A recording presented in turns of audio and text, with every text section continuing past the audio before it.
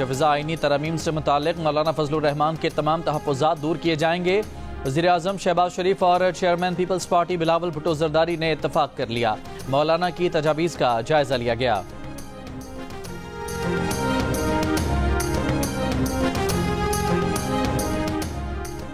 वज़ीर-ए-आज़म के मुशीर बराए कानून और इंसाफ बैरिस्टर अकील मलिक ने कहा है कि आईनी तरमीम के लिए हमारे नंबर्स पूरे थे, मगर हम वसी तर मुशावरत चाहते थे।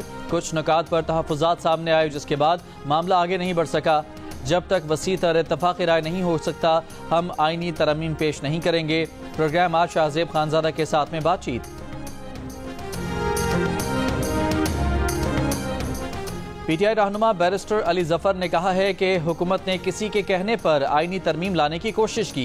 हुकूमत से कहा गया था कि वो नंबर अरेंज कर लेंगे, लिहाजा हुकूमत ने किसी के कहने पर फैसला कर लिया कि रातों रात पार्लियामेंट का इजलास बुलाकर आईनी तरमीम मंजूर करवा लेंगे। प्रोग्राम कैपिटल टॉक में बातचीत।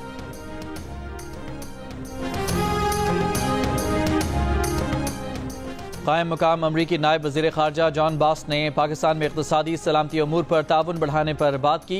तर्जुमान अमरीकी महकमा ख़ारजा मैथ्यू मिलर ने कहा कि जॉन बास ने इंसदाद दहशतगर्दी और पुरतशद्दुद इंतहा पसंदी के खात्मे के लिए तबादला ख्याल किया। जॉन बास ने अमरीका में अफगानों की आबादकारी में मदद के लिए पाकिस्तान के ताउन पर शुक्रिया अदा किया। कि इस पार्लियामेंट के पास वो अखलाकी अथॉरिटी नहीं है, क्योंकि पार्लियामेंट 47 की पैदावार है। ये पार्लियामेंट अगर फिर भी करना है तो ये हमें बताए, जो हमारे 6-7 लोगों को उन्होंने अगवा किया है, किडनैप किया है और जबरदस्ती उसको जो है ना लेके ला रहे थे और पंजाब हाउस में उसको रखा है, पंजाब हाउस में उसको रखा है। ये कानून साजी होती है। अदलिया पर वार किया गया तो गली कूचों और चौराहों पर लड़ेंगे। तहरीक इंसाफ के असद कैसर का कौमी असम्बली में ऐलान।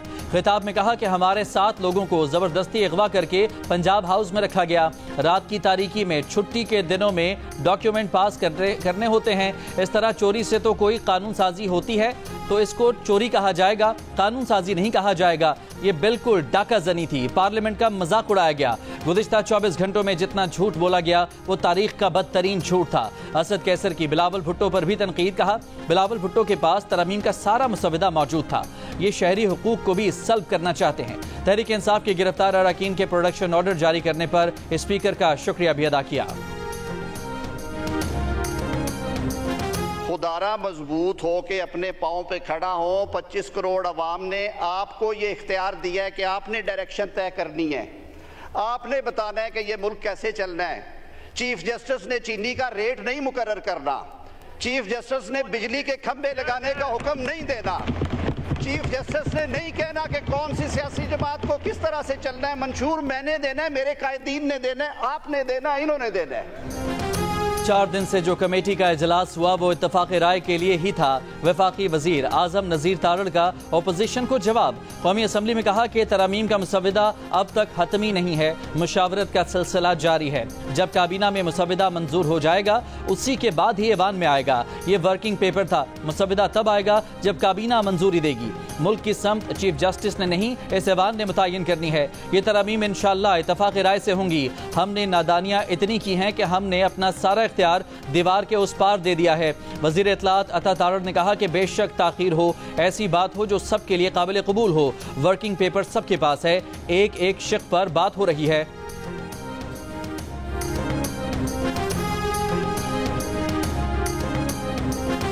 अददी अक्सरियत होने के बावजूद अपोजिशन को मजीद मौका दिया है। कोई शक नहीं कि आईनी तरमीम के लिए हुकूमत के पास 2/3 के करीब नंबर मौजूद थे। पाकिस्तान मुस्लिम लीग के सेनेटर तलाल चौधरी का दावा।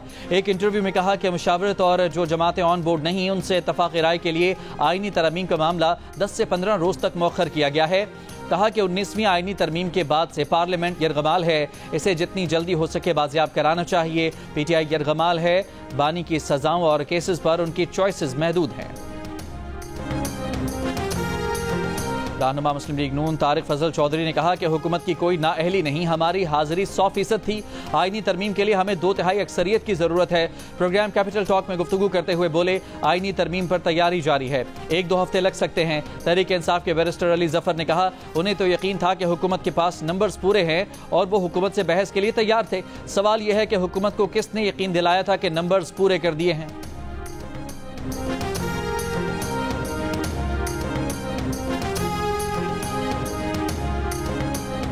मखसूस नशिस्तों के फैसले पर इलेक्शन कमीशन के खत पर सुप्रीम कोर्ट की वजाहत से मुतालिक इलेक्शन कमीशन में मुशावरती इजलास, कानूनी टीम ने ब्रीफिंग दी। इलेक्शन कमीशन का इजलास कल भी होगा। इससे पहले 8 जजेस का नोट सामने आने पर जराए से इलेक्शन कमीशन का मौक़िफ़ सामने आया था कि इलेक्शन कमीशन आईनी इदारा है, आईनी इदारों से ऐसा बर्ताव कतई नामुनासिब है। सुप्रीम कोर्ट फैसले पर अमल दरामद में इलेक्शन कमीशन किसी ताखीर का जिम्मेदार नहीं।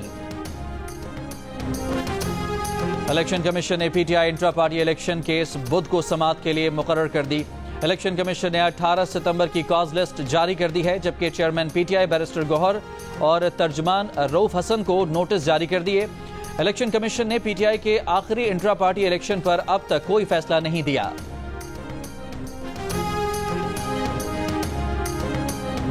इसमें किसी का कोई पॉलिटिकल इंटरेस्ट नहीं है कि अदालतों में जो केस जो है निपटाए जाएं 26-27 लाख जो है, या वोट जो डाला गया वो गिना जाए, उसमें क्या किसी का पॉलिटिकल इंटरेस्ट हो सकता है। हम आइन को उस शेप में वापस लेके आएंगे जो सीओडी के साथ जो है बिल्कुल मुताबिकत रखता हो।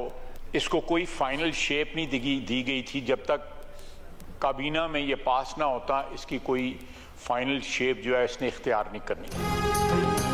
वज़ीर दिफा ख्वाजा आसिफ ने कहा है कि आईनी तरमीम पर वसी तर इत्तफाक़ राय पैदा करने के लिए मामला मौखर किया गया है। आईनी तरमीम के मुसव्वदे को ताहाल हतमी शक्ल नहीं दी गई है। तरमीम की हतमी शक्ल उस वक्त बनेगी जब मुसव्वदा काबीना में आएगा। डाला गया वोट गिना जाए, इसमें किसी का कोई सियासी मफाद नहीं है। अदालतों से 26-27 लाख मुकदमात का बोझ कम करने में भी किसी का सियासी मफाद नहीं है। आइन को मिसाक़े जमहूरियत और इस्वान के इज्तिमाई बसीरत के मुताबिक बदला जाएगा। राना सनाउल्लाह ने कहा कि मौलाना फजलुर रहमान से मुलाकातें बेनतीजा नहीं, नतीजा खेज हैं। मौलाना और बिलावल भुट्टो जरदारी ने मुशावरत का दायरा वसी करने का फैसला किया है, तो ये जमहूरियत के लिए अच्छा है। ये बेनतीजा या हार जीत वाली बात नहीं है। All the judges who have reached that level are all honorable to us. हम सबका एहतराम करते हैं एंड ये हम क्यों समझे कि जो नेक्स्ट चीफ जस्टिस है मंसूर अली शाह साहब, I think I have the highest admiration for him. ये थोड़ी है कि हम एक को आगे कर रहे हैं और एक को पीछे कर रहे हैं। पीपल्स पार्टी के नवीद कमर ने कहा कि अफराद के बजाय तरमीम के मजमूई तसव्वुर को देखा जाए कि वो ठीक है या गलत। ये क्यों समझा जा रहा है कि ये जज हमारे फायदे और वो जज हमारे नुकसान में है। उन्हें अगले चीफ जस्टिस मंसूर अली शाह का बहुत एहतराम है।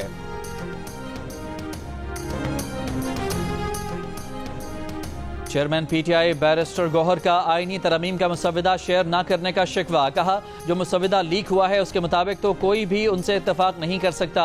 अपोजिशन लीडर उमर अयूब ने आईनी तरमीम को फ्रॉड करार देते हुए कहा एंटी मनी लॉन्ड्रिंग पर 8 माह लगे, 18वीं तरमीम पर 1 साल लगा। आईनी तरमीम 1-2 दिन नहीं महीनों का काम है। अली जफर बोले हुकूमत को नाकामी हुई, अदालतें बच गईं, उनके पास नंबर गेम पूरे नहीं।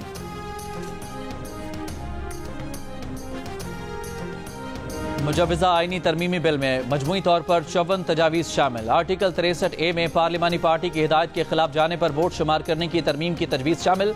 वफाकी आईनी अदालत के क़याम के लिए तरमीम की भी तजवीज़। कौमी असम्बली में मुजव्वज़ा आईनी तरमीम की तफसीलात जियो न्यूज़ ने हासिल कर ली। ज़राए के मुताबिक जजेस की तकर्री के तरीक़ाकार में भी तरमीम की तजवीज़। वफाकी आईनी अदालत के चीफ जस्टिस के लिए नाम कौमी असम्बली की कमेटी वज़ीर आज़म को देगी। कौमी असम्बली की कमेटी 3 सीनियर तरीन जजेस में से चीफ जस्टिस का इंतखाब करेगी।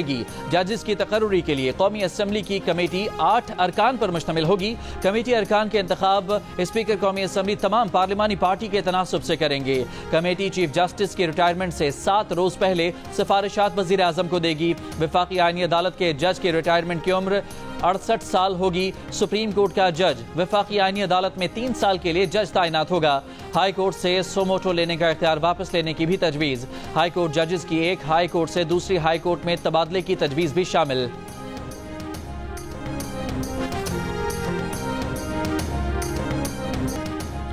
पीटीआई एमएनएज की जमानत मंजूर। शेर अफजल मरवत, जैन कुरैशी, आमिर डोगर समेत पीटीआई के गिरफ्तार एमएनएज पार्लियामेंट लॉजेस से रिहा होने वालों में शेख वकास अकरम, अहमद चट्टा, यूसुफ खान, मौलाना नसीम शाह, आहद शाह और अवैस झक्कड़ शामिल। इंसदाद दहशतगर्दी अदालत इस्लामाबाद ने आज 30-30 हज़ार रुपए के मुचलकों के एवज जमानत मंजूर करते हुए गिरफ्तार एमएनएज की रिहाई का हुक्म दिया था। पीटीआई के एमएनएज को जलसे की ज़ाब्ता अखलाक की खिलाफ वर्जी पर 9 सितंबर को पार्लियामेंट से गिरफ्तार किया गया था। 190 मिलियन पाउंड करप्शन केस में बानी पीटीआई और बुशरा बीबी ने बरियत की दरखास्त मुस्तरद करने का फैसला चैलेंज कर दिया।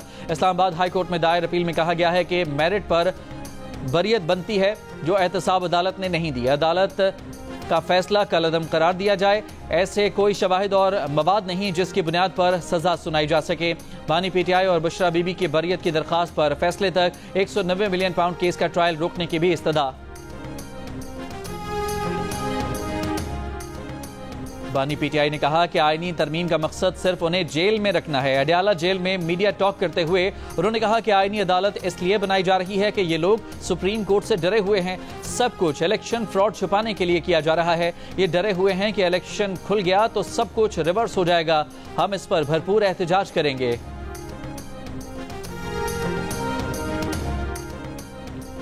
कोयटा के फातिमा जना अस्पताल में ज़ेर इलाज कांगो वायरस का मरीज इंतकाल कर गया। अस्पताल इंतजामिया के मुताबिक 23 साल मरीज का ताल्लुक नवाही इलाके कचलाक से था। 4 रोज कबल मरीज में कांगो की तस्दीक हुई थी। बलूचिस्तान में रवा साल कांगो वायरस से इंतकाल करने वालों की तादाद 8 हो गई।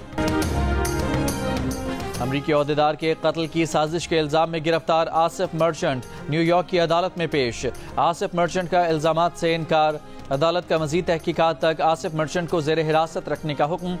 आसिफ मर्चेंट पर अमरीकी ओहदेदार के कत्ल की साजिश और अमरीका में दहशतगर्दी की कोशिश के इल्जामात हैं। आसिफ मर्चेंट को 15 जुलाई को रियासत टेक्सास में गिरफ्तार करके मुकदमा दर्ज किया गया था।